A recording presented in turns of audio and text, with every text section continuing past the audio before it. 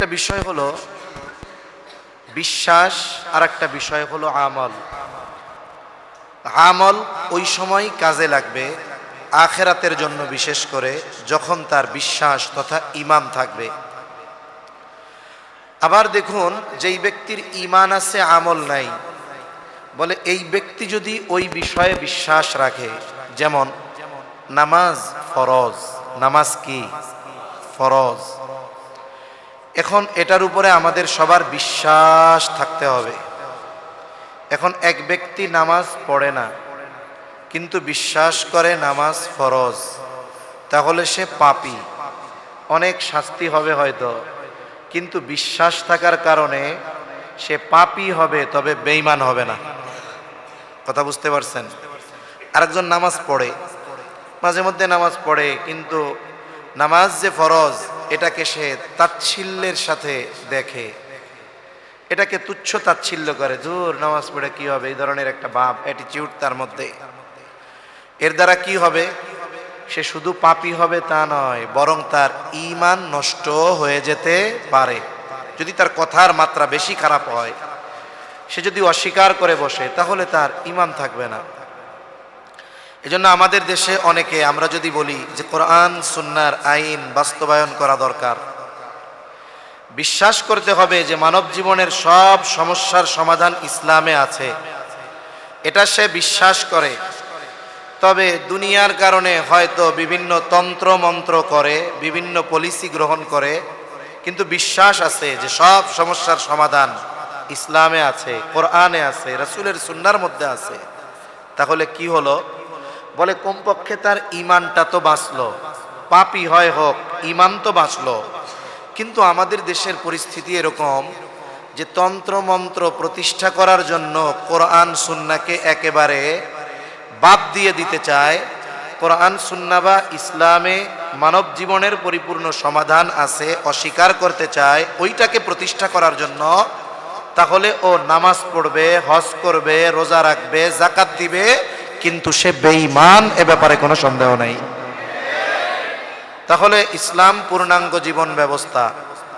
ইসলামে মানব জীবনের ব্যক্তিগত থেকে নিয়ে রাষ্ট্র পর্যন্ত এর মধ্যে যা আছে সব কিছুর সমাধান আছে না নাই?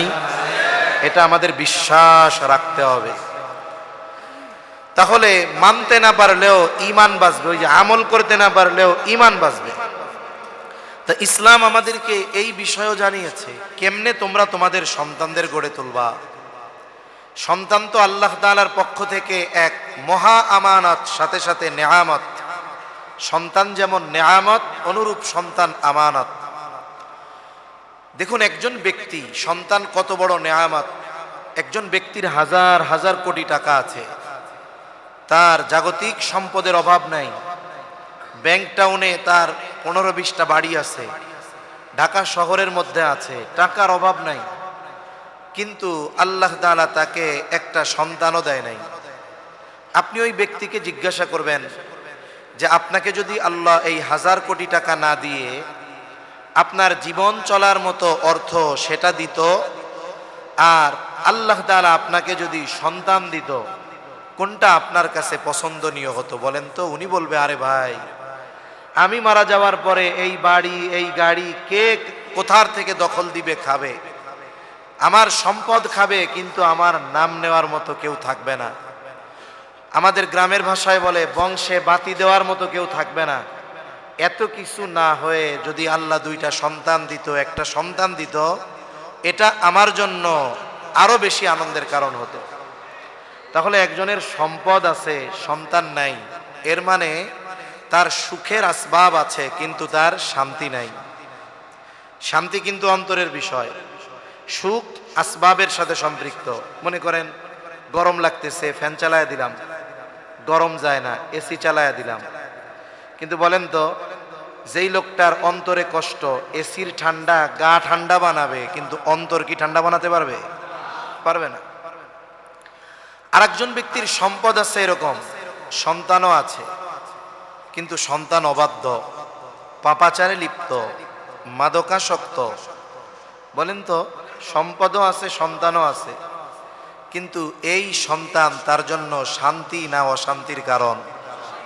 মনে মনে বলবে এইরকম থাকার চাইতে না থাকাই ভালো ছিল। তার মানে সন্তান না থাকলেও অশান্তি, সন্তান থাকার পরে যদি অবাধ্য হয়, পাপাচারী হয়, এতেও অশান্তি। এখন একজন ব্যক্তির কোনো কিছু নাই, তার নুন আনতে পান্তা ফুরায়, দৈনিক দিন মজুরি দিয়ে খায়, তার আরাম নাই, বাসায় ফ্যানই নাই, এসি তো বহুদূর, কষ্টকর এক অবস্থা, বৃষ্টি হোক, রোদ হোক, গরম ঠান্ডা, সবসময় কষ্ট তার। কিন্তু তার সন্তানগুলো নেককার। ধরেন সন্তান দুইটা হাফেজ, একজন আলেম হয়ে যাচ্ছে আর একজন হাফেজ হয়ে গেছে, তার ঘরে স্ত্রী দিনদার, কিন্তু তার আলিশান বাড়ি নাই, গাড়ি নাই, সম্পদ নাই, ঘরের মধ্যে এসি নাই, আরামের ব্যবস্থাপনা নাই, কিন্তু বলেন তো তার অন্তরে কি শান্তি আছে? অন্তরে শান্তি আছে। তার মানে কি বোঝা গেল? আল্লাহ প্রদত্ত নেয়ামতগুলোর মধ্যে সন্তান এমন এক নেয়ামত, ওই সন্তান আমার আপনার শান্তি অশান্তির কারণ হতে পারে। এজন্য আল্লাহ তাআলার কাছে আমাদের মূলত নেক সন্তান চাওয়া দরকার। শুধু সন্তান আল্লাহ তাআলার কাছে চাওয়া যাবে না, চাইতে হবে কি সন্তান? নেক সন্তান। এখানে অনেকেই আছেন যাদের সন্তান আছে, এখন এই সন্তানকে প্রতিপালন কিভাবে করবেন?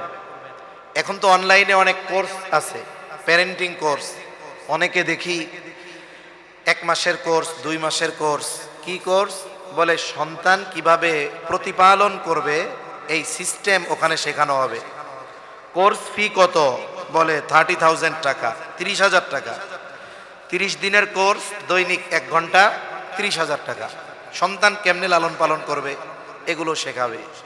অথচ আমাদের গ্রামের আত্মীয় স্বজন হয়তো অনেকের এরকম আছে, আগের মুরব্বী, দেখা যাবে ওনারা যদি জিজ্ঞাসা করা হয়, নানি দাদি বাচ্চা কাচ্চা কয়জন?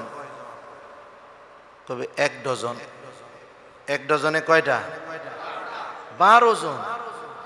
অথচ একজন লালন পালনের জন্য 30,000 টাকা দিয়ে কোর্স করা লাগতেছে। অথচ ওনারা 12 জন পালছে, কোনো কষ্ট হয় নাই। হ্যাঁ, পরিবেশ, সমাজ, অবস্থা সবকিছুর কারণে হয়তো ওগুলো সহজ হয়েছে, আমাদের জন্য কঠিন হচ্ছে 4 দেয়ালের মধ্যে।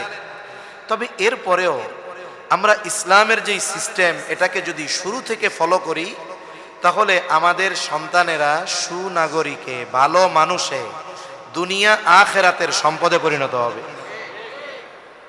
আমি কথা বললে ভুল হবে না, অধিকাংশ, এর মধ্যে কিছু মানুষ আছে আলহামদুলিল্লাহ ভালো, অধিকাংশ অভিভাবক যারা সন্তানদেরকে 100% জাগতিক বিদ্যায় বা জাগতিক শিক্ষায় শিক্ষিত করে, এদের মধ্যে অধিকাংশ মানুষের মূল টার্গেট থাকে সন্তানকে জাগতিকভাবে জাগতিক এক সফলতার স্তরে পৌঁছে দেওয়া।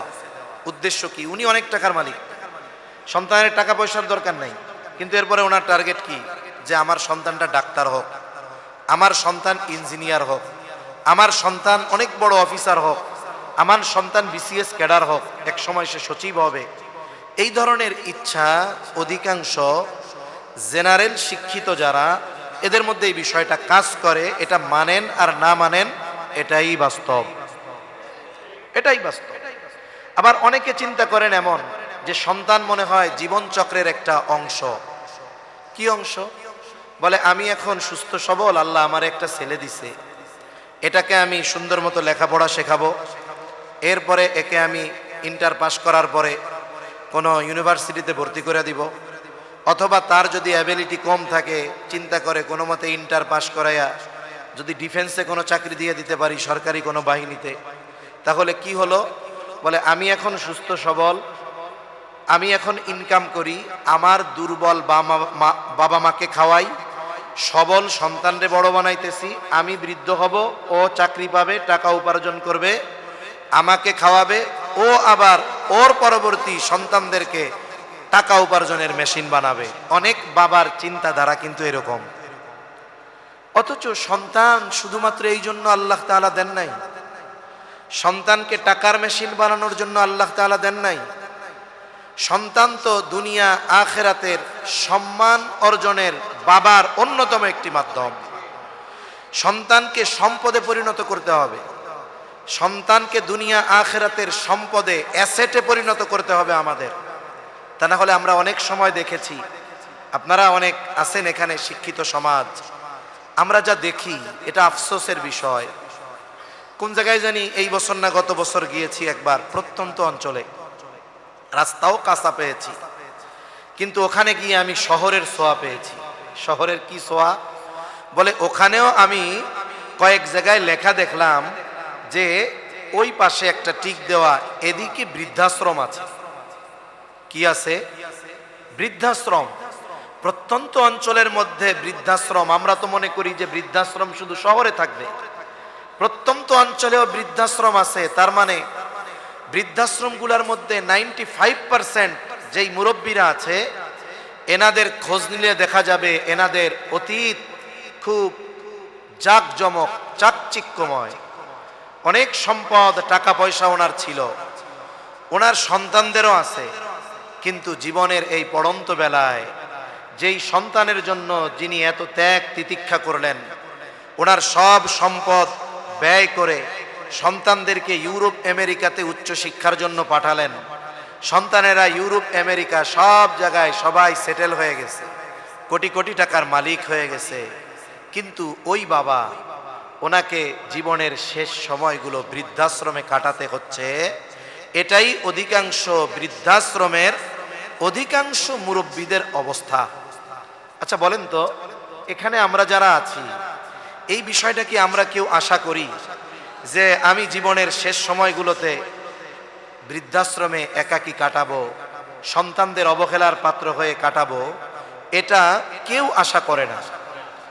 আশা করি না ঠিক, কিন্তু ওই পরিস্থিতি যেন আমার না হয় সেজন্য যা করার দরকার এটা কিন্তু আমরা করি না। এটাই আফসোসের বিষয়। তা আজকে আমরা মূলত যেই বিষয়ে কথা বলবো সেটা হলো সন্তানের তারবিয়াত, সন্তান প্রতিপালন।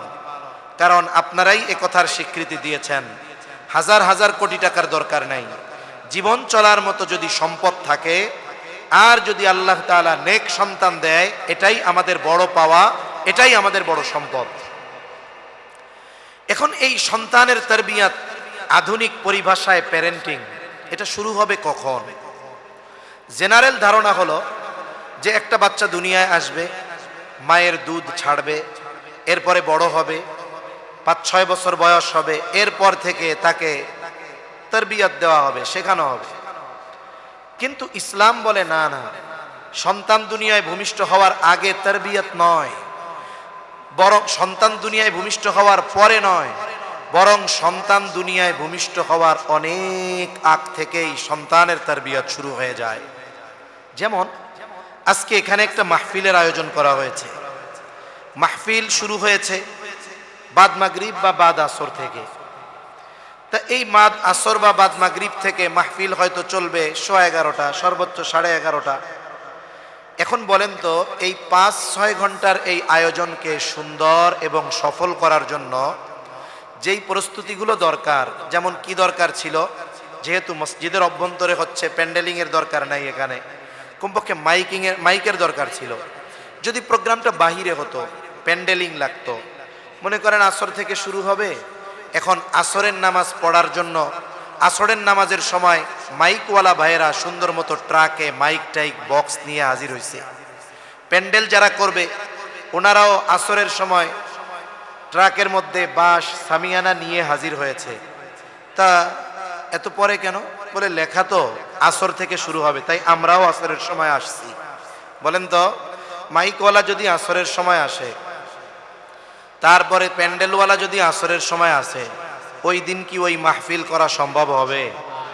তাহলে কি বোঝা গেল? 6 ঘন্টার এই আয়োজন সুন্দর করার জন্য প্রস্তুতি লাগে 6 মাসের। কয় মাসের লাগে? 6 মাসের।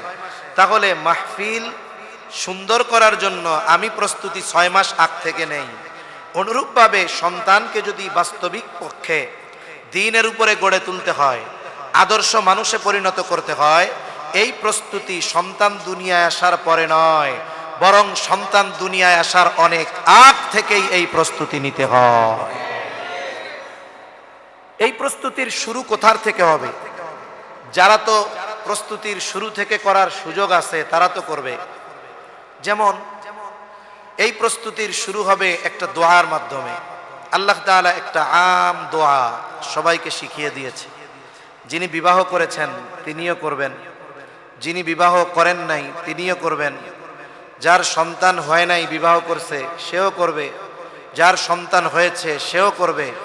একটা আম দোয়া আল্লাহ তাআলা সূরা ফুরকানের শেষে আমাদেরকে শিখিয়ে দিয়েছেন। দোয়াটা কি?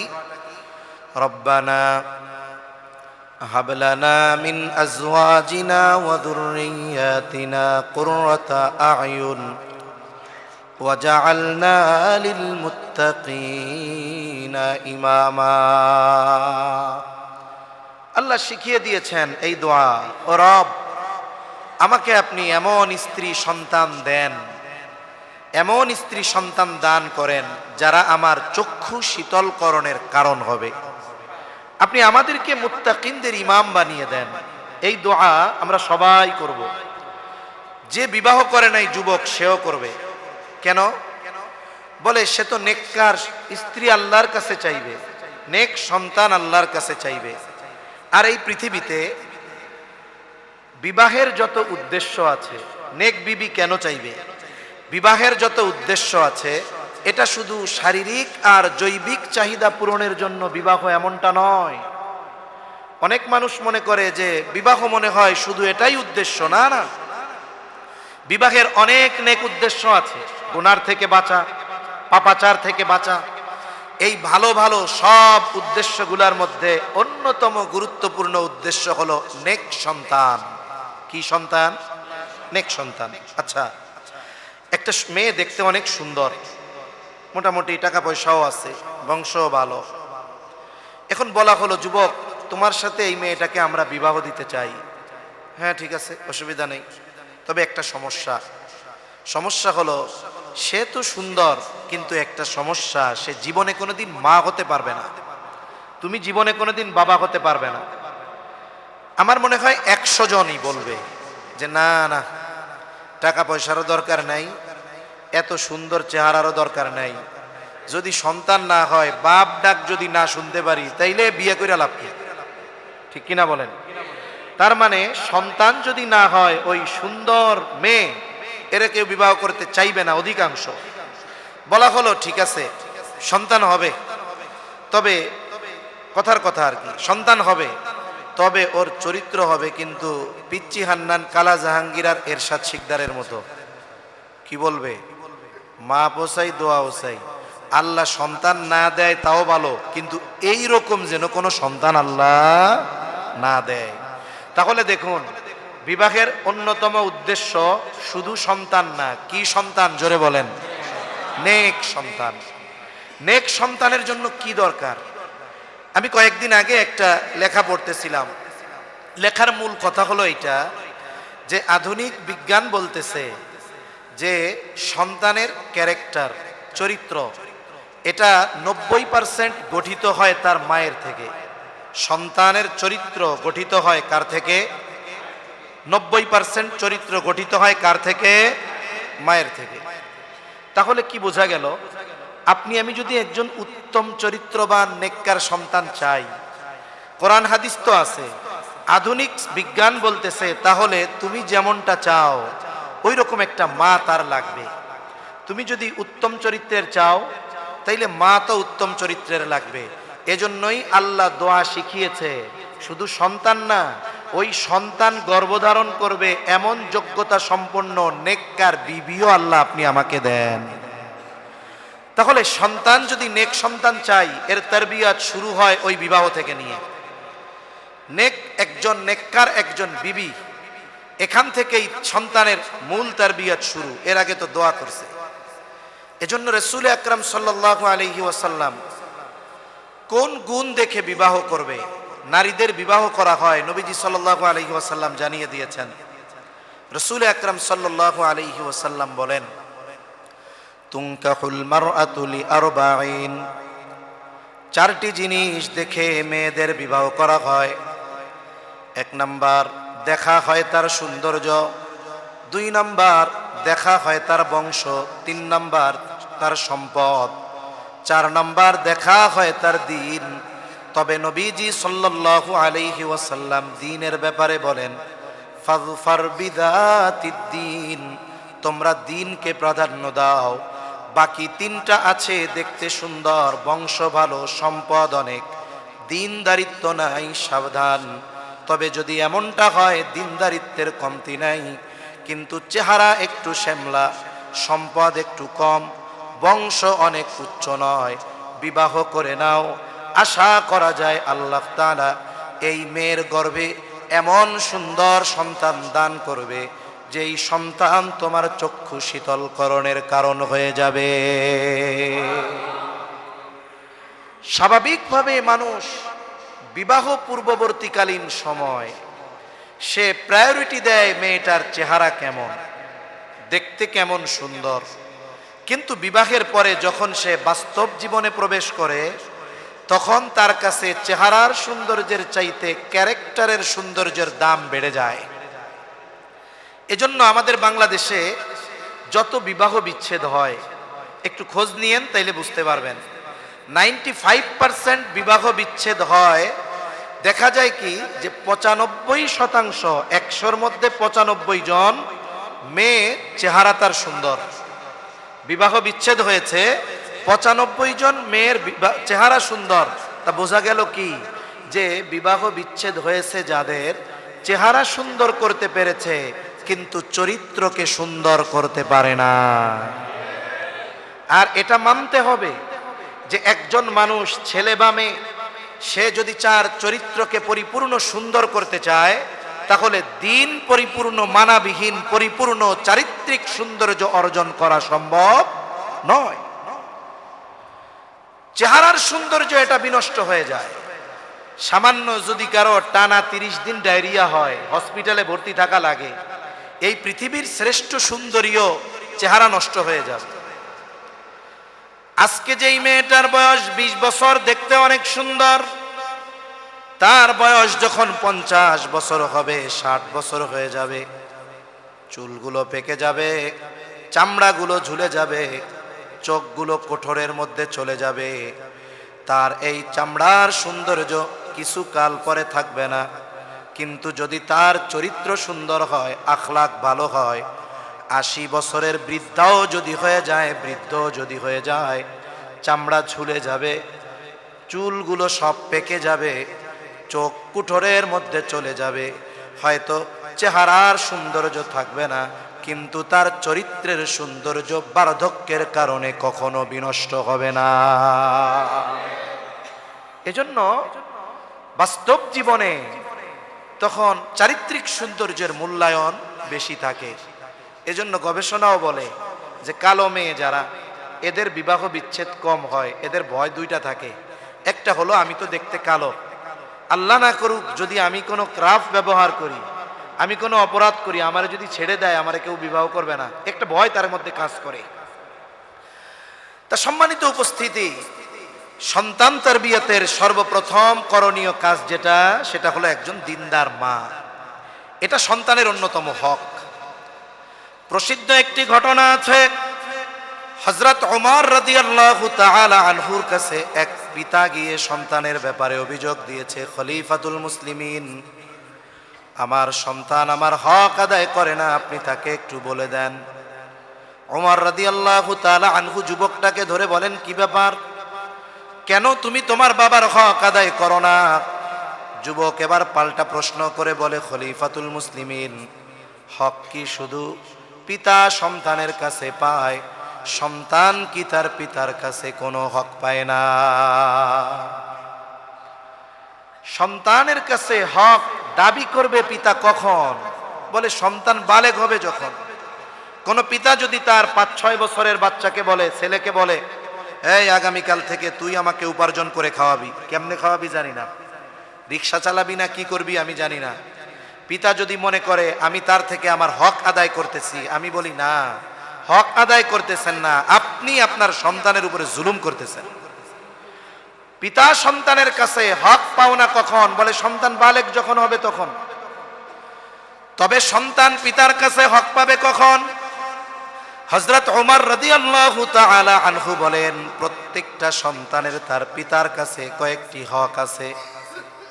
তিনি যেই কয়েকটি হকের কথা বলেছেন তার মধ্যে সর্বপ্রথম তিনি বলেন, প্রত্যেক সন্তানের তার পিতার কাছে অন্যতম হক হলো একজন নেককার মা। সৌন্দর্য উচ্চবংশীয় শব্দ আসলে আবার আমার অন্য কিছু খালি মনে পড়ে। এদেশে মানুষ শুধু উচ্চবংশীয় হয় না, ছাগলও হয়, জানেন না? উচ্চবংশীয় ছাগলও হয় এদেশে। আর ওই এক ছাগল কাণ্ড থেকে কত কাণ্ড হয়ে গেল, সামনে আরো কত কাণ্ড হবে আল্লাহই জানে। তা সম্মানিত উপস্থিতি, একজন নেককার মা, নেককার সন্তান গঠনের জন্য অন্যতম অপরিহার্য এক বিষয় হলো নেককার মা। সাথে সাথে একজন নেককার মা একজন নেককার সন্তান পাওয়ার অন্যতম মাধ্যম এবং সন্তানের হক। কেন? বলে মা যদি নেককার হয় তার চরিত্র সুন্দর হবে। আর বিজ্ঞানও বলতেছে যে সন্তানের চরিত্র গঠন হয় তার 90% গঠিত হয় তার মায়ের থেকে। বাবা ভালো খাওয়াতে পারে, পড়াতে পারে, বাসস্থানের ব্যবস্থা করতে পারে, কিন্তু চরিত্র গঠনে ভূমিকা রাখে মা। 2 নাম্বার বিষয়, সন্তানের জন্য দোয়া করা, এটাও সন্তান তারবিয়তের প্রতিপালনের অন্যতম অপরিহার্য এক বিষয়। দোয়া হলো এমন এক পাওয়ারফুল জিনিস, বিশেষ করে সন্তানের জন্য মা বাবার দোয়া, এটা কখনো বিফলে যায় না। বরং সন্তানের জন্য মা বাবা যেই দোয়া করে, এই দোয়ার প্রভাব অনেক সময় সন্তানের জীবনে পরিলক্ষিত হয়। কিন্তু অনেক অভিভাবক আছে, ছোট ছোট বাচ্চা সন্তান একটু দুরন্ত, চঞ্চল, এই চঞ্চলতাকে সহ্য করতে পারে না, বিরক্ত হয়ে বদদোয়া করে সন্তানের জন্য। এই তুই মরগা, তোর মরা মুখ যেন না দেখি। আপনি যে বদদোয়া করতেছেন, আল্লাহ না করুক এই বদদোয়াটা যদি কবুল হয়ে যায়, তাহলে আপনার বদদোয়া অনুযায়ী যদি আপনার সন্তান মারা যায়, আপনি তো বুড়াকাল পর্যন্ত কাঁদবেন এই সন্তানের জন্য। তাহলে বদদোয়া কেন? যখন সন্তানের উপরে রাগও হবে, ওই সময় আমরা নেক দোয়া করব। কারণ কোরআন হাদিসে সন্তানের জন্য আল্লাহ এবং তার রাসূল কোনো বদদোয়া শেখান নাই, সব নেক দোয়া শিখিয়েছেন। ঠিক কিনা বলেন? এজন্য আগে আপনি একা দোয়া করছেন, ও রব আমার একজন নেককার সন্তান দেন, বিবি দেন। এখন আল্লাহ তাআলা আপনাকে নেক বিবি দিয়েছে, কারণ বিবি বিহীন তো আর সন্তান হবে না। এখন আপনি একা নয়, স্বামী স্ত্রী দুইজন মিলে তাহাজ্জুদের সালাতে দাঁড়ায় যান, আল্লাহ তাআলার কাছে দুইজনেই দোয়া করেন, ও রব আমাদেরকে আপনি নেককার সন্তান দেন। আর আল্লাহ তাআলার কাছে নেক সন্তান চেয়ে দোয়া করা, এটা খলিলুল্লাহ ইব্রাহিম আলাইহিস সালামের আমল।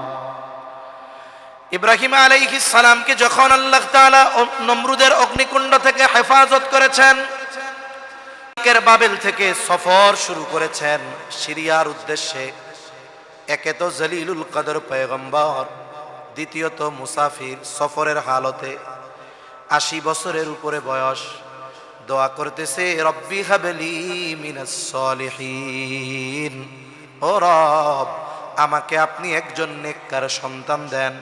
বলেন তো ইব্রাহিম আলাইহিস সালাম শুধু সন্তান চেয়েছে নাকি নেককার সন্তান? নেককার সন্তান দেন, সালেহ সন্তান দেন। মুফাসসিরিনে কেরাম বলেন এই দোয়ার মাধ্যমে এটা বোঝা যায় যে উনি চাইছেন ছেলে সন্তান, চাইছেন ছেলে, এজন্য আল্লাহর কাছে ছেলে সন্তান চাওয়া এটা ইব্রাহিম আলাইহিস সালামের আমল। তবে একজন চাইলো ছেলে, দিছে আল্লাহ মেয়ে, রাগ হওয়ার সুযোগ আছে? আফসোস এই সভ্য সমাজেও অনেক মানুষ আছে যে পরপর 1টা 2টা 3টা মেয়ে যদি হয় রাগ হয়ে যায়। পুরুষ মানুষ রাগ হইল এক ব্যাপার, কিন্তু দেখা যায় মাও রাগ হইছে, দাদিও রাগ হইছে, অথচ ওনারা নিজেরাও নারী। কথা বুঝেন নাই? পুরুষ মানুষ রাগ হইল বুঝলাম, কিন্তু মেয়ে জন্ম নেওয়ায় মেয়ে কেন রাগ হবে? আর মূল কথা হলো দুনিয়ার বিজ্ঞান যা বলে বলুক, ছেলে হোক মেয়ে হোক, দেওয়ার ক্ষমতা সন্তান ছেলে হোক মেয়ে হোক, এটার নিয়ন্ত্রণ দুনিয়ার কারো হাতে নয়। কার হাতে? আল্লাহ তাআলা বলেন ইয়াহাবু লিমান ইয়াশাউ ইনাসা ওয়া ইয়াহাবু লিমান ইয়াশাউ যুকুর আও ইউযাউযুহুম যুকরানা ওয়া ইনাসা ওয়া ইয়াজআলু মান ইয়াশাউ আকীমা। আল্লাহ তাআলা যাকে চান তাকে মেয়ে দেন, যাকে চান তিনি ছেলে দেন, যাকে চান তিনি উভয়টাই দেন, আবার যাকে চান তিনি বন্দা বানায় রাখেন। এজন্য মূল বিষয় হলো আমরা নেক সন্তান চেয়ে আল্লাহ তাআলার কাছে দোয়া করব। তাইলে আল্লাহ চাইলে ছেলে দিতে পারেন, চাইলে মেয়ে দিতে পারেন, চাইলে উভয়টাই দিতে পারেন, চাইলে আল্লাহ নাও দিতে পারেন। এখন সন্তান হয় না, বলে চিকিৎসা করাবেন, করান। নবীজি বলেছেন অসুস্থ হলে চিকিৎসা করো। এখন আপনি চিকিৎসা করালেন, ডাক্তার পরীক্ষা নিরীক্ষা করার পরে বাংলাদেশের ডাক্তাররা বলতেছে আপনাদের কোনো সমস্যা নাই, কিন্তু কেন বাচ্চা কনসেপ্ট হয় না এটা আমরা জানি না। আপনি চিন্তা করলেন হয়তো বাংলাদেশের চিকিৎসায় কোনো ভুল আছে, তাইলে একটু ভারতে যাই। ভারতে গেছেন, একই ফলাফল। চিন্তা করলেন এবার আমি একেবারে সিঙ্গাপুরে চলে যাই। সিঙ্গাপুরে গিয়ে চেক করাইছেন, বলে সব জায়গায় এক। এখন সন্তান তো হয় না। কেন হয় না? দুনিয়ার কোনো ডাক্তার বলতে পারে না। এই রকম পরিস্থিতি যাদের হয়, আমাদের গ্রামের ভাষায় একটা কথা বলে, বলে মাল যায় যার ইমান যায় তার। এবার আত্মীয় স্বজনের মধ্যে কিছু আছে ইমানটা দুর্বল, এই মানুষগুলো তাদের বলে শোনো, দুনিয়ার সব কিছু ডাক্তার ইঞ্জিনিয়ার দিয়া হয় না, কিছু জিনিসের জন্য ফকির কবিরাজ লাগে। বলার লোক আছে না নাই? ডাক্তার দিয়া তো হইতেছে না, এক কাম করো অমুক জায়গায় যাও, এক বাবা আছে, বাবা উনি চলে গেছে। ওই যে মাল যায় যার ইমান যায় তার, সন্তানের চাহিদা, যে যা বলে তাই করে। এখন গেছে, যাওয়ার পরে বলতেছে যে এই সমস্যা কি করা যায়? হ্যাঁ সব হয়ে যাবে। কি করতে হবে? কয় আমার এই জায়গায় মহাপবিত্র ওরস মোবারক হয়, তুই এই জায়গায় একটা গরু মানত কর।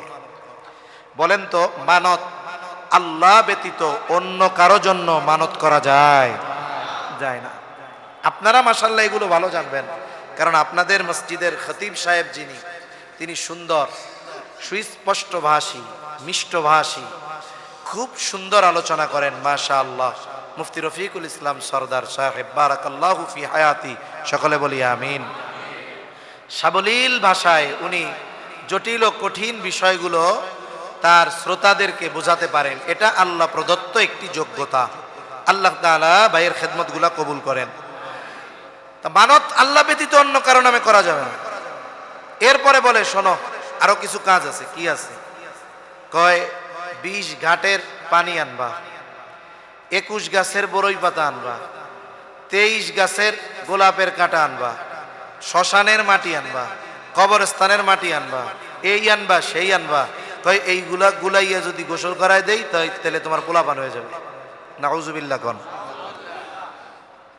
এই বিশ্বাস যদি কেউ করে বসে যে এই লোক এগুলার মাধ্যমে সন্তান দিতে পারে, তাহলে কোরআনের ওই আয়াতকে সরাসরি অবিশ্বাস করা হয়ে যায়। এই ধরনের এক গ্রুপ ইমান হারায়। আর এক গ্রুপ চিন্তা করে সমস্যাও নাই, হয়ও না, তাইলে দিচ্ছে না কে? জোরে বলেন। তাইলে ওনার কাছ থেকে পাশ করানোর ব্যবস্থা করতে হবে। আল্লাহর কাছ থেকে পাশ করানোর ব্যবস্থা কি? কয় দোয়া। স্বামী স্ত্রী দুইজন মিলা চিন্তা করছে। মানে আমার জানা এক লোক আছে, আমি ওনার এই কথা মাঝে মধ্যে বলি, 4 দেশে চিকিৎসার জন্য গেছে, 4 দেশের ফলাফল এক, বাংলাদেশ সহ, যে কোনো সমস্যা নাই, কিন্তু হচ্ছে না কেন জানি না। এখন ওনারা কি করলেন? স্ত্রী তার গয়না বিক্রি করছে, স্বামী তার কিছু সম্পদ বিক্রি করছে। তা বলতেছে যে চলো আমরা হজ করতে যাই, আল্লাহর কাছে যাইয়া জাগা মতো গিয়া চাই, আল্লাহ দিলে ঠেকানোর কেউ নাই। এবার দুইজনে হজে গেছে। কারণ দোয়া কবুলের কিছু জায়গা আছে, সময় আছে, সাথে সাথে মনের অবস্থারও কিছু বিষয় আছে। আর এই বিষয়গুলোর কম্বিনেশন হয় হজে গেলে। কেন? বলে পুরুষ যে সাদা কাপড়ে সে তারে নিজে মোড়ায় রাখে, কেমন যেন সে মৃত একজন ব্যক্তি, সাথে সাথে দোয়া কবুলের যত জায়গা আর সময় একসাথে ওই জায়গায় পাওয়া যায়। বলে আরাফার দিবসের দোয়া, নবীজি বলেন খায়রুদ দুআই দুআউ ইয়াউমিল আরাফা, আরাফার দিবসের দোয়া সবচেয়ে উত্তম দোয়া। এখন আমি আপনি দেশে, কিন্তু যারা হজ করতেছে তারা আরাফার ময়দানে বসে আরাফার দিবসে আল্লাহ তাআলার কাছে দোয়া করে। বলে আরাফার দিবসের যত বৈশিষ্ট্য তার মধ্যে অন্যতম একটি হলো সবচাইতে উত্তম দোয়া তো ওই দিবসের দোয়া, ওই জায়গার দোয়া।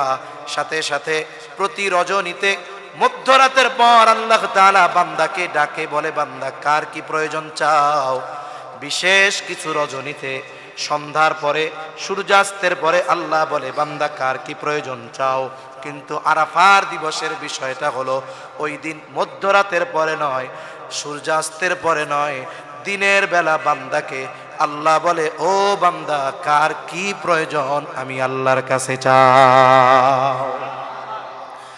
তাহলে যারা আরাফার ময়দানে, আরাফার দিবস, আরাফার ময়দান, সাথে সাথে সফেদ কাপড়ে নিজেকে মোড়ানো, দুজনে মিলে দোয়া শুরু করে দিছে, ও রব আমার একটা নেককার সন্তান দেন। আরাফা, মিনা, মুজদালিফা, মুলতাজিম, বাইতুল্লাহ ধইরা ধইরা দোয়া করছে, দোয়া কবুল হয়ে গেছে। বছর ঘুরতে পারে নাই, আল্লাহ রব্বুল আলামিন এই সন্তানবিহীন দম্পতিকে চক্ষু শীতল করার মতো সন্তান দান করেছে। আবার কিছু মানুষের অবস্থা নেককার বিবাহ করছে, আল্লাহ তাআলার কাছে নেক সন্তান চেয়েও দোয়া করে, কিন্তু পরীক্ষা নিরীক্ষা করলো, দীর্ঘদিন সন্তান হয় না। ডাক্তার বলতেছে দুর্ভাগ্য আপনাদের, আপনার স্ত্রী বন্ধা। আর স্বামীকে বলে আপনার স্পার্মের মধ্যে কোনো শুক্রাণু নাই, তাহলে আপনাদের দুইজনের কারো বাবা মা হওয়া সম্ভব নয়। এবার দুইজনে হতাশ যে স্ত্রী বন্ধা, স্বামীও অক্ষম। বলেন তো দুনিয়ার ডাক্তার বলতেছে অক্ষম, কিন্তু আল্লাহ যদি চায় উভয়ের মধ্যে সক্ষমতা দিতে পারেন কি পারেন না? আমাদের ঢাকা শহরের মধ্যে মাঝে মধ্যে দেখবেন অলরাউন্ডার ডাক্তাররা কিছু লোক দিয়া কার্ড বিলু করে। মনে করেন একজন ডাক্তার, সে এমবিবিএস কমপ্লিট করার পরে সে সব রোগের ক্ষেত্রে এক্সপার্ট হয় না। কেউ নাক কান গলার হয়, কেউ অর্থোপেডিকের হয়, কেউ নিউরোসার্জন, কেউ ইউরোলজিস্ট, একটা পার্ট নিয়ে কাজ করে, তাই না? কিন্তু কিছু ডাক্তার আছে ঢাকা শহরে, এনাদের কাছে সব রোগের চিকিৎসা আছে। আবার নিচে ডায়লগ লেখে, সবার যেখানে শেষ আমার সেখানে শুরু। বুঝেন নাই? মানে দুনিয়ার সব যেখানে ব্যর্থ হবে সেটা আমিও করে দিতে পারবো। এগুলো ধোঁকাবাজি, বোঝা যায়। তবে দুনিয়ার সবার চেষ্টা প্রচেষ্টার দ্বারা যেটা অসম্ভব সেটা আমার আপনার রবের জন্য করা শুধু সহজ নয়, বরং অতি অতি অতি সহজ। ঠিক কিনা বলেন? আল্লাহর জন্য সহজ। কোরআনুল কারীম থেকে উপমা নেন, হযরত জাকারিয়া আলাইহিস সালাম বার্ধক্যে উপনীত হয়ে গেছেন, চুল দাড়ি সব পেকে গেছে, স্ত্রীও বন্ধা। আল্লাহ তাআলা সব পারেন, তবে স্বাভাবিক একটা নিজাম আল্লাহ তাআলা দিয়ে দিয়েছেন। আল্লাহ তাআলা স্বাভাবিক একটা নিজাম দিয়ে দিয়েছেন, এই নিজামে চলে। তবে নিজামের বাইরে গিয়ে সবকিছু করার ক্ষমতা আল্লাহর আছে। জাকারিয়া আলাইহিস সালাম বৃদ্ধ, স্ত্রীও বন্ধা, উনি মোটামুটি বুঝতে পারছে সন্তান আর হবে না। তবে এক ঘটনা ওনার জীবনকে পাল্টায়া দিছে, ওনার মনের মধ্যে সন্তানের জোশ তৈরি করে দিছে। মারিয়াম আলাইহিস সালাম, হযরত ঈসা আলাইহিস সালামের মা। আমরা সকলেই জানি ঈসা আলাইহিস সালামকে আল্লাহ তাআলা পিতাবিহীন দুনিয়াতে পাঠিয়েছে, আল্লাহ তাআলার এক কুদরত। মারিয়াম আলাইহিস সালাম যখন মায়ের গর্ভে, মারিয়াম আলাইহিস সালামের মা আল্লাহর কাছে মানত করতেছে, ও রব আমার গর্ভের এই সন্তান আমি আপনার জন্য মানত করলাম, এর বাইতুল মুকাদ্দাসের খেদমতের জন্য দিয়ে দিব, সেবার জন্য দিয়ে দিব, বিবাহ শাদী কিছুই দিব না। ও আপনার ঘরের রক্ষণাবেক্ষণ করবে, সেবা করবে, ইবাদত বন্দেগী করবে। মুফাসসিরিনে কেরাম বলেন এই জায়গায় মূলত মারিয়াম আলাইহিস সালামের মা কৌশলে আল্লাহ তাআলার কাছে ছেলে সন্তান চেয়েছে। কেন? বলে ওই সময়টাতে বাইতুল মুকাদ্দাসে খাদেম হিসাবে কোনো মেয়েকে নেওয়া হইতো না। উনি মানত করছে কি, যে রব, যেই সন্তান আমার গর্ভে, একে আমি আপনার জন্য মানত করলাম। রব্বি ইন্নী নাযারতু লাকা মা ফি বাতনি, ও রব, আপনার জন্য আমি আমার পেটে যে সন্তান আছে এর মানত করলাম। ছেলেও বলে নাই, মেয়েও বলে নাই। আমরা অনেক সময় অনেকে মানত করে, আল্লাহ এটা যদি ছেলে হয় তাহলে এরে আমি হাফেজ বানাবো। এখন হইছে মেয়ে, তাইলে মেয়েরে হাফেজ বানানো বা মাদ্রাসায় দেওয়া তার জন্য ওয়াজিব নয়। এটা পালন করা ফরজ, ওয়াজিব না। কেন? সে তো শর্ত লাগাইছে ছেলে হইলে দিমু, তাইলে ছেলে হয় নাই। কিন্তু উনি তো বলছে কি, গর্ভে যে সন্তান আছে এরে আপনার ঘরে আমি দিয়ে দিব, আপনার জন্য মানত করলাম। এখন সন্তান হইছে মেয়ে। কি হইছে? মেয়ে। উনি কে হায় হায়, কি হইল এটা? আমি তো মানত করছি এরে আল্লাহর ঘরে দিমু। মানত তো করছে, তবে ওই সময়ের নিয়ম ছিল যে বাইতুল মুকাদ্দাসের জন্য কোনো মেয়েকে খাদেম বা খাদেমা হিসাবে গ্রহণ করা হইতো না। তবে মানত করছে। মারিয়াম আলাইহিস সালামের পিতা ইমরান, ওনার নামে সূরা আলে ইমরান। তা উনি ছিলেন বাইতুল মুকাদ্দাসের ইমাম। এখন উনি মারা গেছে। এখন বাইতুল মুকাদ্দাসের ইমাম হলেন ওনার খালু হযরত জাকারিয়া আলাইহিস সালাম। সন্তান যেহেতু আল্লাহর জন্য দিয়ে দিয়েছি, এখন এর প্রতিপালন আল্লাহর ঘরের যারা আছে তারা করবে। মারিয়াম আলাইহিস সালামের ব্যাপারে সবাই এতটা আগ্রহী হলেন যে উনি শিশু, ওনার জিম্মাদারি নেওয়ার জন্য সবাই তৈয়ার। এখন সবাই যেহেতু আগ্রহ প্রকাশ করতেছে, এখন কি দরকার? বলে তাইলে লটারি দাও। শোনেন, সব লটারি জায়েজ না। সব লটারি কি না? জায়েজ না। স্বাভাবিকভাবে যেই লটারিগুলো পাওয়া যায়, অনেক সময় এখন তো মাইকে মাইকে লটারি বিক্রি করে বেড়ায়, বাইরেও দেখি। বলে অমুক জায়গায় মেলা হচ্ছে, লটারি হবে, 10 টাকা দিয়ে টিকিট কিনুন, পালসার মোটরসাইকেল জিতুন। এই যে লটারি, এগুলো হলো জুয়ার মতো, এগুলো হারাম। তবে লটারি মনে করেন ভালো কাজের লটারি, হুজুরে খাওয়াবেন, দাওয়াত দিবেন, মনে করেন কথার কথা, বিশেষ একদিন আপনারা দাওয়াত দিতে চান। এখন ওই দিন আরো 5 জন চাইতেছে যে আমিও দাওয়াত দিমু। এখন 5 জনই কয় আমি দিমু। এখন হুজুর তো একজন, উনি কি এক বেলা 5 বাড়ি খাইতে পারবে নাকি? পারবে? তাহলে লটারি দেন, যে আজকে তাইলে আমি খাওয়াই। তা এই যে বিষয়গুলো, যে সবাই চাচ্ছে আমি দায়িত্ব নিব, সবাই চাচ্ছে আমি নিব, লটারি দেওয়া হইল। আল্লাহ তাআলা লটারিতে প্রত্যেকবার জাকারিয়া আলাইহিস সালামের নাম উঠলো। আল্লাহ তাআলা জিম্মাদারি জাকারিয়া আলাইহিস সালামের হাতে মারিয়াম আলাইহিস সালামের জিম্মাদারি দিলেন। কেন? উনি খালু, ওনার ঘরে আছে ওনার খালা, তাহলে অন্যান্য যারা আছে তাদের তুলনায় উনি ওই জায়গায় নিরাপদ বেশি, ওনার জন্য ওই জায়গাটাই বেশি কমফোর্টেবল হবে। আল্লাহ বলে নকাফফালাহা জাকারিয়া। এখন জাকারিয়া আলাইহিস সালামের জিম্মাদারিতে উনি আছেন। একটু বড় যখন হইছেন, মসজিদের পাশে ওনার জন্য একটা রুম বানায় দেওয়া হয়েছে। ওখানে উনি দিনের বেলা ইবাদত বন্দেগী করেন, আর রাতের বেলা উনি খালার কাছেই থাকেন। উনি আস্তে আস্তে প্রাপ্তবয়স্কা হয়ে গেছেন। যখন ওনার প্রাপ্তবয়স্কা হয়েছেন, তাফসীরের মধ্যে আসছে 13 অথবা 15 বছর বয়স, আর হাদিসের মধ্যে আসছে আহাদ্দুল বুলুগ, বালেগ হওয়ার সর্বশেষ সময়সীমা 15 বছর। কয় বছর? জোরে বলেন, আরো জোরে, কয় বছর? কিন্তু আমাদের দেশের আইন লেখা কয় বছর? 18 বছর। সমস্যাটা কি? কথায় কথা আসলো বলি, কষ্ট হচ্ছে না তো? আমি কক্সবাজার এক জায়গায় গেছি, ইনানি সি বিচের পাশে, আমার লেখাটা চোখে পড়ছে। লেখা 18 বছরের আগে সবাই শিশু। 18 বছরের আগে সবাই শিশু।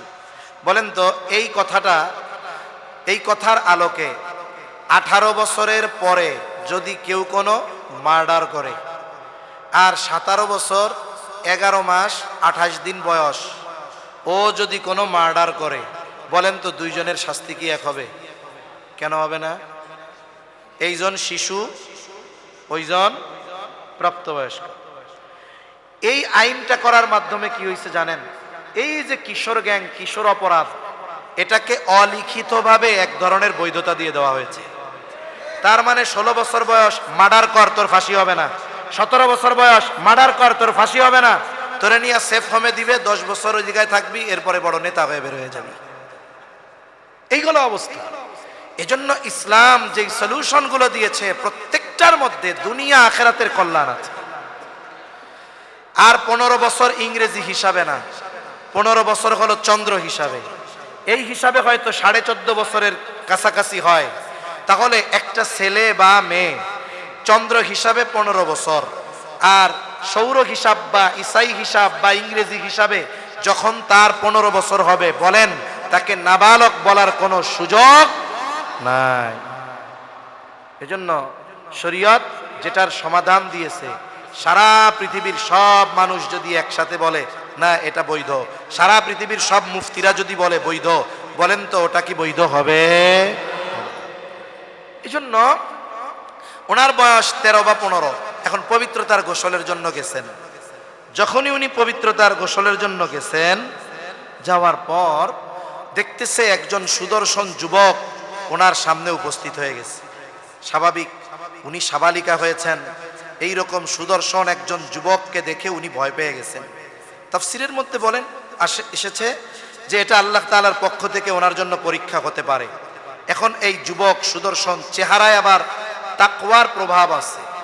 শুনেন, একটা মানুষ যত সুন্দর হোক, চামড়ার সৌন্দর্য, সে যদি পাপাচারী হয়, হারামে যুক্ত থাকে, চামড়া সুন্দর হয় কিন্তু চেহারার মধ্যে তাকওয়া আর ঈমানের নূর থাকে না।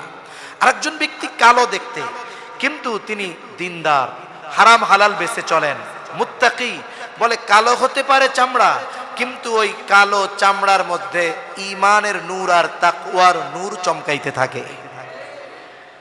উনি যখন দেখছে যে একজন সুদর্শন যুবক, সাথে সাথে উনি বলতেছে قالت إني أعوذ بالرحمن منك إن كنت تقيا,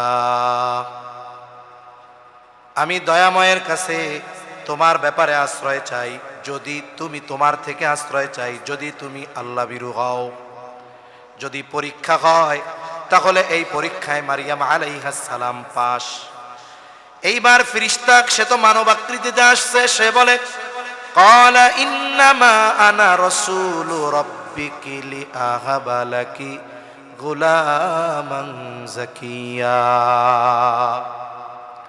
তুমি ভয় পেও না, আমি কোনো সাধারণ মানুষ নয়, আমি তোমার রবের প্রেরিত এক দূত।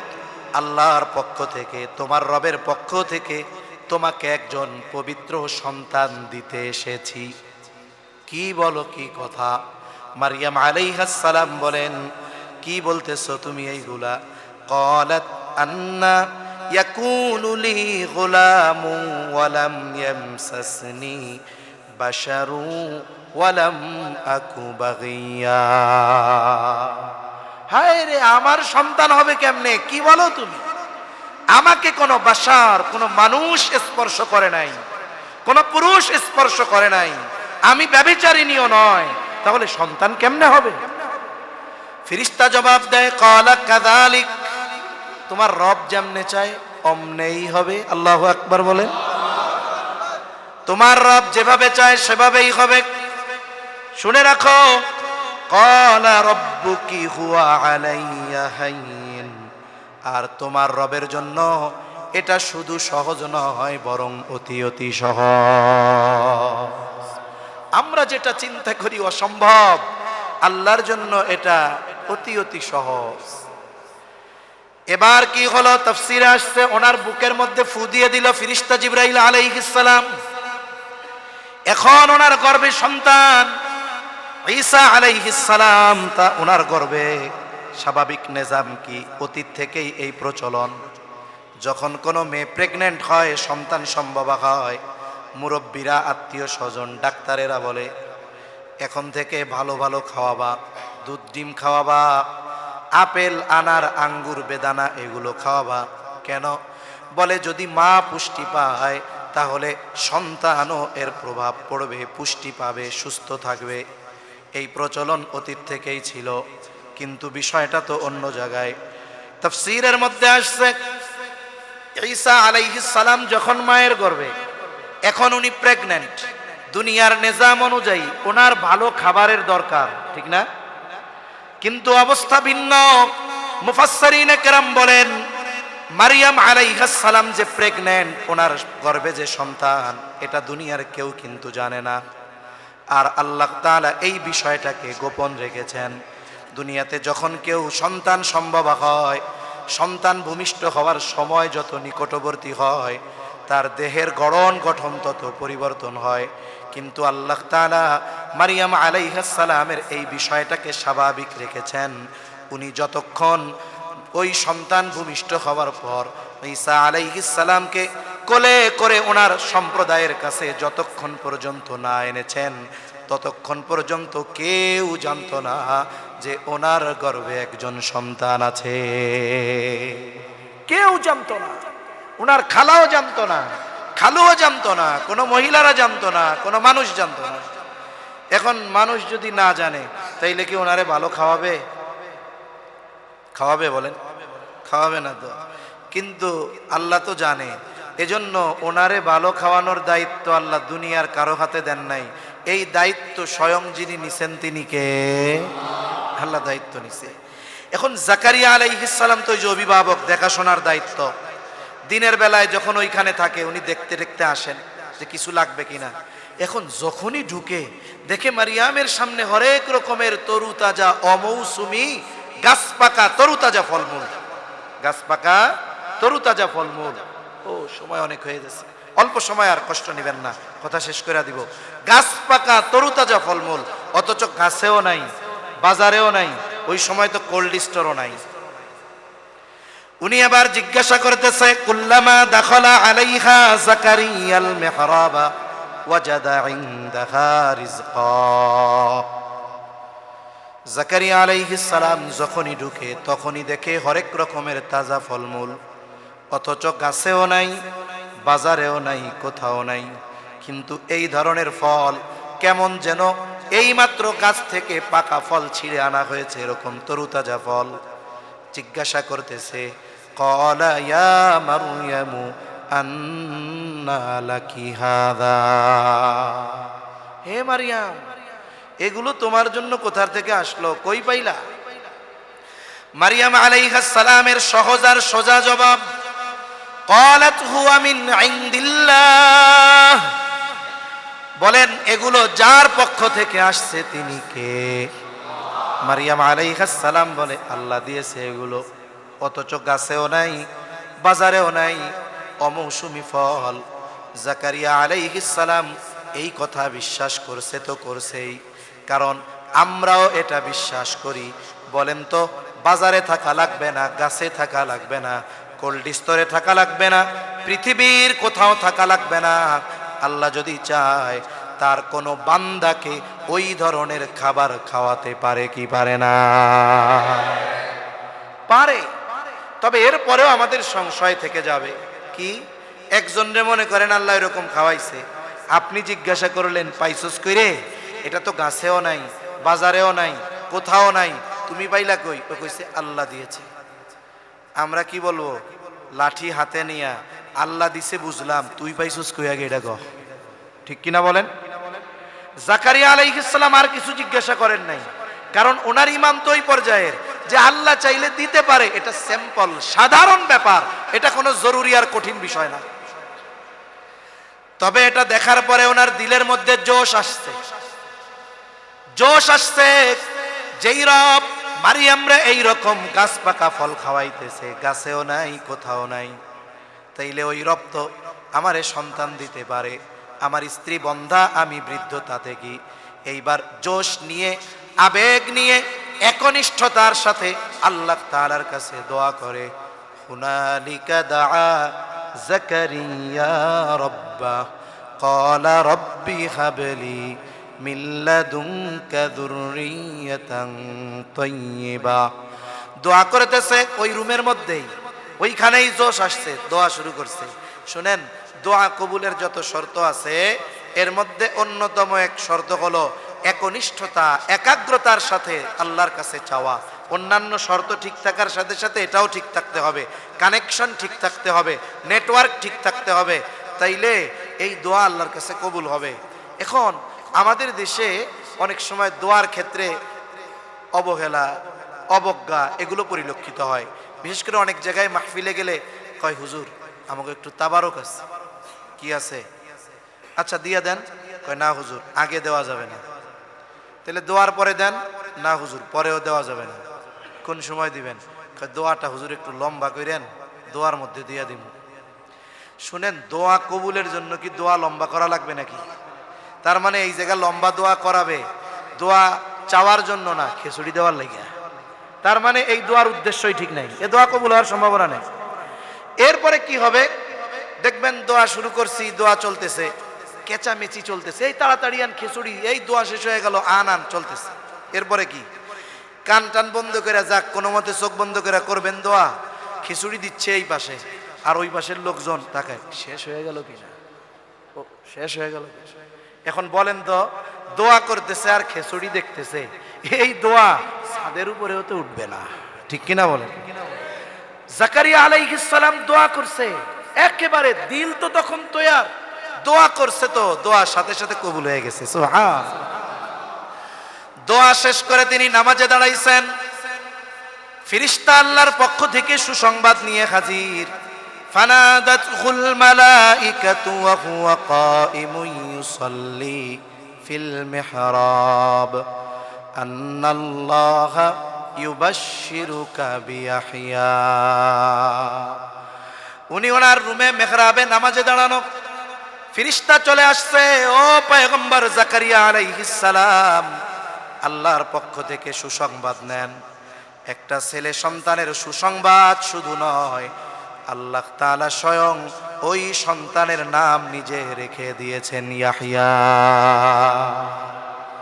তাহলে যে কথা বলার জন্য বললাম, অনেকের হতে পারে ডাক্তার বলেছে আপনি অক্ষম, আপনার স্ত্রী বন্ধা, সন্তান হবে না। একনিষ্ঠতার সাথে আহকামুল হাকিমিনের কাছে চান, সমগ্র প্রতিবন্ধকতাকে দূর করে, অসুস্থতাকে নির্মূল করে, সুস্থ করে সন্তান দেওয়ার ক্ষমতা আমার রবের আছে না না? কিন্তু আমরা রবমুখী না, আমরা আসবাবমুখী বেশি হয়ে গেছি, এটা আমাদের জন্য সমস্যা। তাহলে ছোট্ট কথা থেকে অনেক দূরে চলে যাওয়া লাগলো, যে সন্তান তারবিয়াতের দ্বিতীয় বিষয় হলো আল্লাহর কাছে নেক সন্তান চেয়ে দোয়া করা। যে অবস্থায় হোক, নাই, অসুস্থ, হয় না, সর্ব অবস্থায় নেক সন্তান চাইব কার কাছে? দোয়ার যে প্রভাব, এটা কি হতে পারে? বলে ইব্রাহিম আলাইহিস সালাম রে আল্লাহ সন্তান দিয়েছেন ৮৬ বছর বয়সে। এরপরে সন্তান যখন বাবার সাথে চলার উপযুক্ত, আল্লাহ পরীক্ষা নিতে চাইলেন যে এত বয়সে সন্তান দিছি, মায়া কত সন্তানের প্রতি, একটু পরীক্ষা হোক। জবাই করার নির্দেশ দিলেন সময়, তবে ওটা তো আল্লাহর নির্দেশ, ওহি। এখন ইব্রাহিম আলাইহিস সালামকে পরীক্ষা নেয় আল্লাহ। ইব্রাহিম আলাইহিস সালাম চিন্তা করে, দেখি তো, আল্লাহ তো বলছিল তোমারে হালিম দিছি, সহনশীল এক সন্তান দিয়েছি, দেখি আমার সন্তান আল্লাহর এই আদেশ মান্য করার ক্ষেত্রে কতটা সহনশীল। সন্তানরে বলছে, আমি তো স্বপ্নে দেখলাম তোমারে জবাই করতেছি, তুমি তার কি কও? ছেলে বলে কিনা যে আব্বু ৮৬ বছর বয়সে আল্লাহ আমাকে দিয়েছে, আপনি একটু আল্লাহর কাছে অন্য কিছু বলেন না, এটা বাদ দিতে কোন। কিন্তু ছেলে তো হালিম, বলছে কে? জোরে বলেন কে? আল্লাহ। এবার ছেলে বলতেছে, ইয়া আবাতি ফাআল মা তুমার সাতাজিদুনি ইনশাআল্লাহু মিনাস সাবিরিন। অন্য কোনো অপশন নয়, সরাসরি বলে, হে আমার পিতা, আপনি যেই ব্যাপারে আদিষ্ট হয়েছেন, যেই ব্যাপারে আপনাকে আদেশ দেওয়া হয়েছে, আপনি ওটাই করেন। জবাইয়ের নির্দেশ আল্লাহ তাআলা দিয়েছেন, আপনি জবাই করেন। ইব্রাহিম আলাইহিস সালামের অন্তরে কষ্ট লাগবে, চোখে পানি আসবে, কিন্তু বলেন তো, আল্লাহর নির্দেশে সন্তানকে জবাই করার ব্যাপারে তিনি পিছু হটবেন নাকি? সন্তানও জানে নির্দেশ তো আল্লাহ, কিন্তু আমার বাবার অন্তরে তো কষ্ট লাগবে যে হারে সন্তানকে জবাই করতেছি, কষ্ট লাগবে। নবীজি সাল্লাল্লাহু আলাইহি ওয়াসাল্লাম ওনার মতো ধৈর্য ধারণকারী, আত্মসংযমী মানুষ গোটা পৃথিবীতে কখনো আসে নাই, কিয়ামত পর্যন্ত আসবে না। অথচ নবীজির সন্তান যখন মারা গেছে, নবীজির চোখ বেয়ে টপ টপ করে পানি পড়ছে। তিনি জানেন এটা বাস্তব, এরপরেও ওনার কষ্ট, উনি পিতা তো। ইব্রাহিম আলাইহিস সালাম আল্লাহর আদেশ মান্য করবে, জবাই দিবে, আল্লাহর আদেশ মানবে, কষ্ট হবে। সন্তান কেমন যেন এবার উল্টা বাবারে সান্ত্বনা দিচ্ছে, ও আব্বু পেরেশানি কইরেন না, সাতাজিদুনি ইনশাআল্লাহু মিনাস সাবিরিন। আপনি আল্লাহর পক্ষ থেকে যে নির্দেশ প্রাপ্ত হয়েছেন সেটাই করেন, আপনি আমাকে ধৈর্যশীলদের অন্তর্ভুক্ত পাবেন। যেই কথাটা বলার জন্য এত কথা, ইব্রাহিম আলাইহিস সালাম দোয়া করেছিলেন, রব্বি হাবলি মিনাস সালিহিন। আর আল্লাহ এই দোয়া কবুল করে এমন সন্তান তাকে দিলেন যে আল্লাহর নির্দেশ পালনে বাবার কথায় ছুরির নিচে হাসি হাসি মুখে শুয়ে পড়ে। বলে কেন? এটা হলো ওই যে নেক সন্তান চেয়ে দোয়া করেছে, এই দোয়ার প্রতিফল। আমাদের সন্তানদের ব্যাপারে আমাদের অনুযোগ অভিযোগ, হুজুর সন্তান কথা শুনে না, ডানে বলতে চাইলে ডানে যাইতে বললে বায়ে যায়, বামে যাইতে বললে ডানে যায়, একটা কথাও শোনে না। তখন আমার বলতে মন চায়, কেন শোনে না? আপনি তো সব দিছেন। বলে হুজুর যা চাইছে তাই দিছি, কিন্তু বলতে মন চায় এই সন্তান হওয়ার আগ থেকে সন্তান চেয়ে চেয়ে তাহাজ্জুদের যায় নামাজে কয়বার বলেছেন রব্বি হাবলি মিনাস সালিহিন। এটা নিজেরে জিজ্ঞাসা করেন। আপনি তাকে আরাম আয়েশ দিছেন, ভালো পোশাক দিছেন, টাকা দিছেন, এসি লাগায়া দিছেন রুমে, কিন্তু কয়দিন এই দোয়া করছেন? এটাও নিজেকে জিজ্ঞাসা করার দরকার আছে না নাই? তাহলে এই দোয়া এটা সন্তানের জীবনে প্রভাব ফেলে, এটা সন্তান প্রতিপালনের অন্যতম বিষয়। এবার সন্তান দুনিয়ায় আসলো, কথা শেষ। এবার দুনিয়ায় আসার পরে দায়িত্ব কি? আল্লাহ বলছে, হে ইমানদারেরা, নিজে জাহান্নাম থেকে বাঁচো, অধীনস্থদের বাঁচাও। নিজে কেমনে বাঁচবা? বলে ঈমান আনার মাধ্যমে অনন্তকাল তো বাঁচলা, এটার নিশ্চয়তা পাইলা। তবে যদি আরো ক্ষণস্থায়ী শাস্তি থেকে বাঁচতে চাও, তাইলে আল্লাহ তাআলার হুকুম আহকাম পরিপূর্ণ মেনে চলার মাধ্যমে নিজেকে জাহান্নাম থেকে বাঁচাও। তবে আদেশ তো আর একটা আছে, অধীনস্থদেরকেও বাঁচাও। এখন বাপ চিন্তা করছে, আরে শীতের রাত, আমার ছেলে ঘুমায় আছে, এই শীতের মধ্যে ছেলেরে ডাক দিয়া লাভ কি? ব্যাংটাউন মসজিদে ফজরের নামাজ ইমামের সাথে 2 রাকাত ফরজ আমি পড়ব, আর আমার ছেলে যেন জাহান্নামে না যায়, এই জন্য ওর 2 রাকাত ফরজ আমি পড়ে দিয়ে আসবো। হবে? জোরে বলেন হবে? হবে না। তাহলে কি করতে হবে?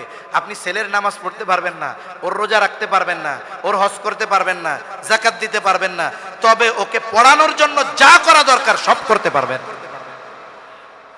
তার মানে নিজে চলতে হবে, অধীনস্থদেরকে চালানোর সব বন্দোবস্ত নিতে হবে। এখন কি করতে হবে? জন্ম নেওয়ার পর সন্তান বলে 4 বিষয়ের কাজ করেন। 1 নাম্বার, সন্তানকে গড়ে তোলার জন্য দ্বীনের উপরে তাকে ঈমানের শিক্ষা দেন। কিসের শিক্ষা? ঈমান আকীদা। 2 নাম্বার, তাকে উত্তম আখলাক, উত্তম চরিত্রের শিক্ষা দেন। 4 নাম্বার, ইলম শেখান। 3 নাম্বার, ইলম শেখান। 4 নাম্বার, আমল শেখান। বলে এই 4 জিনিসের মাধ্যমে অধীনস্থ বা সন্তানদের জাহান্নাম থেকে বাঁচানোর চেষ্টা করেন। আপনি ঈমান শিখাইছেন, ইলম শিখাইছেন, আখলাক শিখাইছেন, আমল শিখাইছেন। এখন ছেলে বড় হয়ে ইউনিভার্সিটিতে গেছে, ও আল্লাহ না করুক বদ্দিন হয়ে গেছে, নাস্তিক হয়ে গেছে। আল্লাহ আপনাকে কিয়ামতে ধরবে না যে কেন তোমার ছেলে নাস্তিক হইল। আপনি বলবেন, আল্লাহ আমাকে চেষ্টা করার জন্য বলছেন, আমি আমার চেষ্টায় কোনো ত্রুটি রাখি নাই, তবে হেদায়েতের মালিক তো আমি না, হেদায়েতের মালিক কে? তাহলে চেষ্টায় ত্রুটি থাকা যাবে না। নূহ আলাইহিস সালামের সন্তান ইমানদার না কাফের? আহা, বারবার বাবা বলছে ঈমান আনো, নৌকায় উঠো, নাইলে কিন্তু শেষ। বলে না, উঁচু পাহাড়ের চূড়ায় যাব, পানি কিছু করতে পারবে না। ওই প্লাবন তো আর সাধারণ প্লাবন না, গোটা পৃথিবী নেট অ্যান্ড ক্লিন করে ফেলছে আল্লাহ, বাঁচতে পারে নাই। সন্তান ঈমান আনে নাই। নূহ আলাইহিস সালাম সন্তানকে দ্বীনের উপরে আনার কোশিশ, চেষ্টা, এক্ষেত্রে কোনো কমতি করছে? সেই জন্য আল্লাহ কিয়ামতে বলবে না, আপনি জলিলুল কদর পয়গম্বর, 950 বছর হায়াত দিছি আমি, আপনার সন্তান কেন জাহান্নামী হলো, জবাব দেন। বলে না, এটা জিজ্ঞাসা করবে না। কেন? কারণ নূহ আলাইহিস সালাম সন্তানকে দ্বীনের উপরে আনার চেষ্টা সর্বোচ্চ করেছেন, কিন্তু হেদায়েতের মালিক নূহ আলাইহিস সালাম না, হেদায়েতের মালিক আমার আপনার নবীজিও নয়, হেদায়েতের মালিক কে? তবে চেষ্টা যদি না করি ধরা পড়তে হবে। চেষ্টা যদি করি, সন্তান যদি লাইনচ্যুত হয়ে যায়, কিয়ামতের দিন বাঁচা যাবে। এখন কথা হলো, জবান খুলে বলেন, নিজে জাহান্নাম থেকে বাঁচা ফরজ, সন্তানদেরকে জাহান্নাম থেকে বাঁচানোর জন্য ঈমান, আকীদা, আখলাক, ইলম, আমল এগুলো শেখানো কি? জোরে বলেন, আরো জোরে, আরো জোরে কি? আমি একটা একটা বলবো, আপনারা জোরে জোরে বলবেন। বলেন, ঈমান আকীদা শেখানো কি? আখলাক শেখানো কি? ইলম শেখানো কি? আমল শেখানো কি? ফরজ কার উপরে? বলেন, অভিভাবক বা আমাদের উপরে। কার উপরে? আমাদের উপরে। এখন শিখাতে তো হবে। আপনি তো সকালে ঢাকা মতিঝিল অফিস, সকালে বের হইছেন 6টায়, অফিস শেষ করে বাইরে হইতে বাসায় ফিরতে বাচ্চা 11টা। আপনি যাওয়ার সময় দেখেন আপনার বাচ্চা ঘুম, আইসাও দেখেন বাচ্চা ঘুম। বাচ্চার সাথে দেখা কোন দিন? কয় হুজুর শুক্রবার ছাড়া আর দেখা হবে না, দুইজনের চোখাচোখি হবে না। আপনি দেখতেছেন অত ঘুম। তাহলে আপনি কর্মব্যস্ত মানুষ, আপনার এই ব্যস্ততার কারণে সন্তানকে ঈমান, আকীদা, ইলম, আমল, আখলাক শেখানোর টাইম আছে? জোরে বলেন না, সময় আছে? সময় না থাকে না থাক, কিন্তু শেখানো কি? জোরে কন, ফরজ, ফরজ। এখন আপনার ওয়াইফ আছে বাসায়, বলে ওনার ঘরের কাজ, রান্না বান্না, অন্যান্য ব্যতিব্যস্ততা, এগুলা করে ওনারই তো ঠিকমতো নামাজ কালাম ইবাদত করা কঠিন হয়ে যায়। তাহলে আপনি শেখাইতে পারতেছেন না, আপনার ঘরের মানুষ শেখাতে পারতেছে না, সুযোগ নাই, তবে শেখানো কি? এখন আপনার যদি টাকা পয়সা থাকে, 20,000 টাকা দিয়ে একজন রাখেন, তাকে রেখে, আলেম রেখে বা হুজুর রেখে আপনি তার এই বিষয়গুলো শিখাইলেন। কিন্তু আমাদের সমাজে 95%-এর বেশি মানুষ ইমানদার, তাদের এই অ্যাবিলিটি নাই যে 20,000 না 5,000 টাকা দিয়ে একজন শিক্ষক রেখে সন্তানকে এই বিষয়গুলো শেখাবে। সুযোগ আছে? সুযোগ নাই, তবে শেখানো কি? আরো জোরে বলেন, আদেশটা কার? আরো জোরে কার?